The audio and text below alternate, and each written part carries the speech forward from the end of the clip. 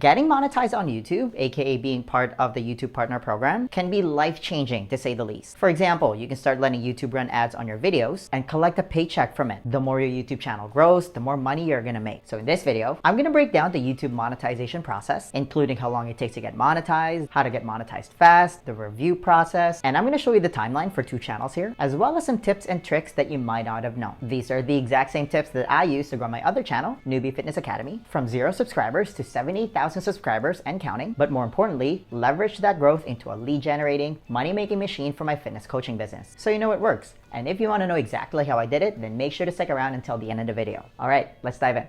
First, let's quickly talk about the prerequisite to become a YouTube partner and get monetized. Number 1, you need to play by YouTube's rules. Make sure you read that document. Next, make sure you live in a country where the YouTube Partner Program is available. But those are more housekeeping stuff. I want to focus more on steps 3 through 5 because that's where you do the heavy lifting. To get monetized, you need 4,000 public watch hours in the last 12 months and have accumulated 1,000 subscribers to your channel. So if you created a YouTube channel a few years ago and you've made a few videos that's accumulated some hours for you, YouTube only counts your watch hours over the last 365 days and not the entirety since you created your channel. I've just seen this with some people checking their accounts. They think they've hit their 4,000 hours, but when they check, they're actually still short. So keep that in mind. You also need a verified Google AdSense account. And I'm going to talk more about Google AdSense later because I actually made a couple of mistakes that you can hopefully learn from so you can start making money faster. Once you have all those things, you can apply to become a YouTube partner and get monetized. Yay. Now, I'm going to show you my timeline for my other channel. I'm also going to show you a more recent example from one of my students, just so you have a general idea of this whole YouTube monetization process. So I published the first video on my Newbie Fitness Academy channel on February 2018, but I didn't really go all in on it and had a solid plan on how to go about it until September 2018. My first video was how to calculate your daily calorie intake. What's up guys, Carlo Macapinlac here from newbiefitnessacademy.com.